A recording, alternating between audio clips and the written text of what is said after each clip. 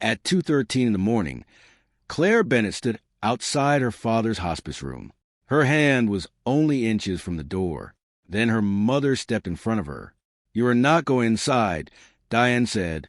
Claire looked through the small glass window. Her father, Richard, was lying weak and silent in the bed. "He asked for me," Claire said. Diane's face became cold. "You have already taken enough from this family." The words hurt more than Claire expected. For 5 years, everyone had called her a thief. 5 years earlier, $48,000 had disappeared from her grandfather's account. Her parents said Claire stole it. They showed the family bank papers, messages, and a document with her name on it. No one believed Claire when she said she was innocent. Her brother stopped answering her calls. Her relatives whispered about her at family events. Even her grandfather died believing she had betrayed him. Claire lost everything. Now her father was dying, and the same lie was still standing between them. Claire slowly turned away.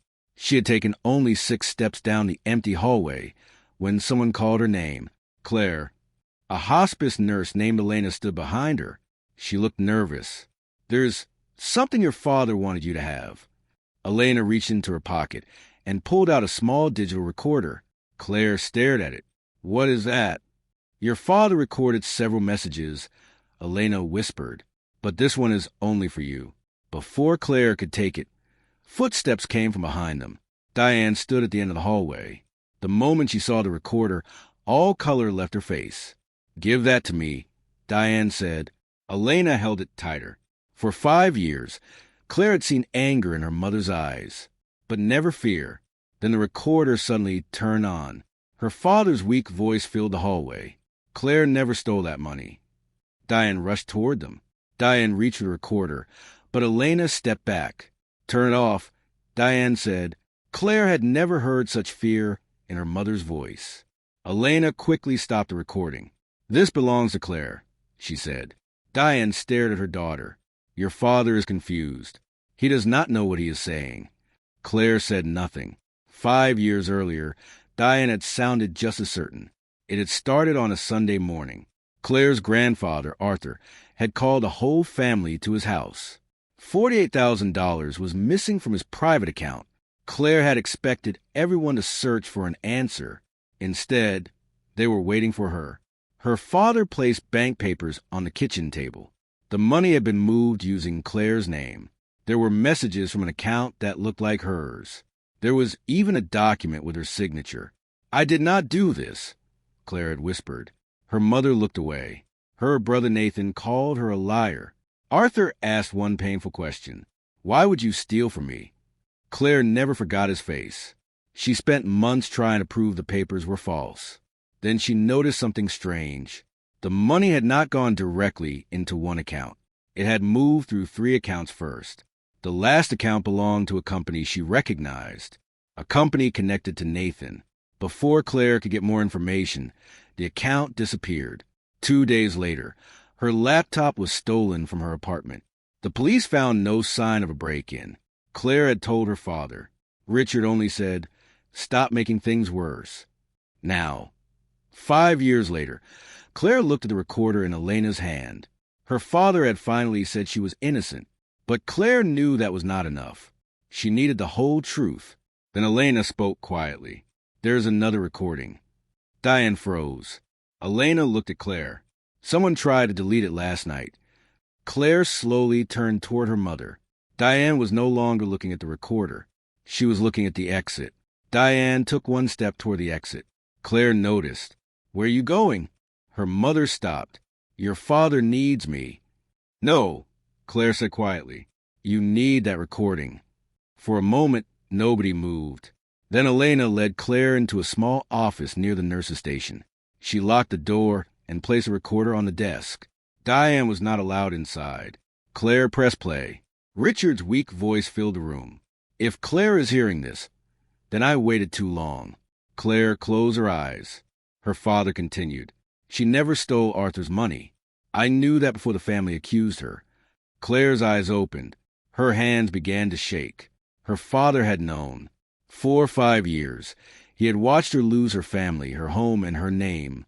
And he had said nothing. The papers were changed. Richard continued. Her signature was copied. The messages were created to make her look guilty. Then there was a long silence. Claire leaned closer. The money was taken because... The recording stopped. Claire stared at the screen. That cannot be all. Elena shook her head. It is not. She explained that Richard had made a second recording 2 nights earlier, but someone had entered his room after midnight. The next morning, the file was gone. Claire felt cold. Who entered the room? Elena opened the visitor record. Only one name appeared. Diane Bennett. Claire looked through the office window. Her mother was gone. Then Elena's computer made a sound. A technician had recovered part of the deleted file. Claire pressed play. Her father's voice returned. The person who planned everything was not Claire. It was... Static filled the speaker. Then another voice appeared in the background. A woman's voice. Richard, turn that thing off. Claire knew that voice. It belonged to her mother. But Richard's final words were even worse. Diane, she will find the bank box. Claire stopped breathing. She had never heard of any bank box. Claire played the last words again. She will find the bank box. Elena looked at her. Do you know what he meant? Claire slowly shook her head. Then she remembered something. Years ago, her grandfather Arthur had kept a small key inside an old wooden clock. He once told Claire it opened something important. After his death, the clock disappeared. Claire left the hospice and drove to her parents' house. Diane was already there. Claire saw her mother's car outside. The front door was open. Inside, drawers had been pulled out. Boxes covered the floor. Diane was searching for something. The key? Claire asked. Her mother turned around. You should leave. Claire looked at the old wooden clock on the table. Its back was open, but the key was gone. Diane smiled. You are too late. Then Claire noticed a small piece of paper under the clock. A bank name was written on it. Diane had missed it. The next morning, Claire went to the bank. The manager checked her name and became silent. Arthur had left a box with clear instructions. It could only be opened by Claire. Inside were old account records, transfer papers, and a sealed letter. Claire opened the letter first. Her grandfather had written it 6 years earlier. He said Diane had asked him for money many times. He had refused. Then Claire found the transfer records. The missing $48,000 had gone through 3 accounts. The final account belonged to Nathan's failed company. Claire felt sick. Her mother had stolen the money to save her favorite son. But the worst paper was underneath. It showed that Richard had discovered the truth before Claire was accused. He had signed an agreement to stay silent. Claire returned to the hospice. Diane was waiting. You cannot prove anything, she said. Claire held up the papers. I do not need to. Then she placed her phone on the table. The whole family is coming tonight. For the first time, Diane had nowhere left to run. At 7 that evening, the family gathered in the hospice meeting room. Nathan arrived first. Then Claire's aunt, 2 cousins, and 3 relatives who had refused to speak to her for 5 years. Diane stood beside the window. She brought you here to punish me, she said. Claire remained calm.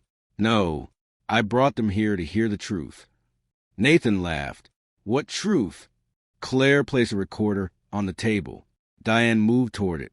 Do not play that. Everyone looked at her. Claire pressed a button. Richard's weak voice filled the room. Claire never stole Arthur's money. I knew she was innocent.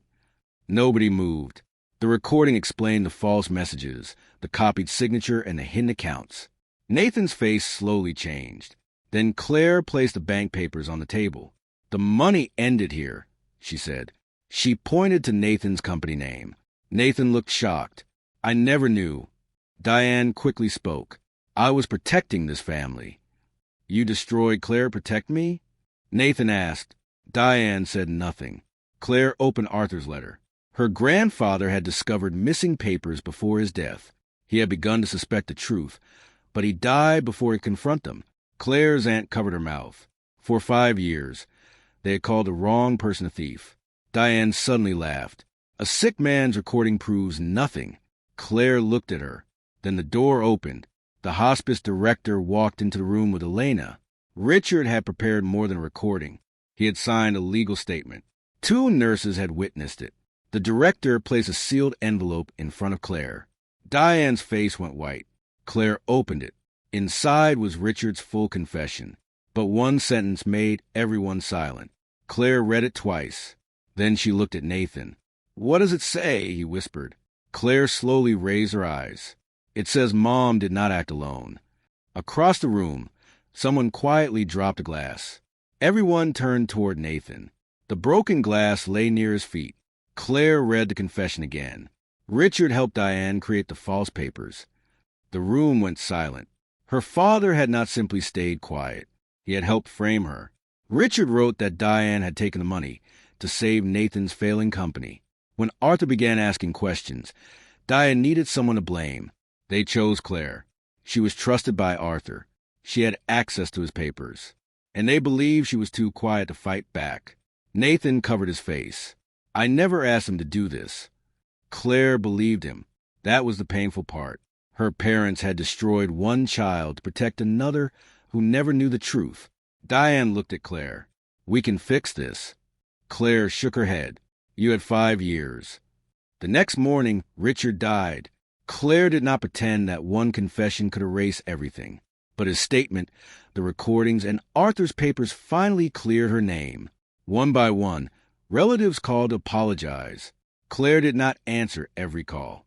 She had spent 5 years learning how to live without people who believed the worst about her. 3 months later, Elena called from the hospice. A small package had been found with Claire's name on it. Inside was one final recording. Richard's voice sounded weaker than before. "I cannot return the 5 years we stole from you. I can only tell the truth before we steal another day." Claire sat quietly. Then she turned off the recorder. For years, silence had felt like guilt. Now it felt like peace. She had not won by shouting. She had not begged anyone to believe her. The truth had simply waited longer than the lie. Her parents had stolen her name, her family, and 5 years of her life. But they could not steal what came next. Claire walked outside and deleted the last message calling her a thief. Then, for the first time in 5 years, she smiled.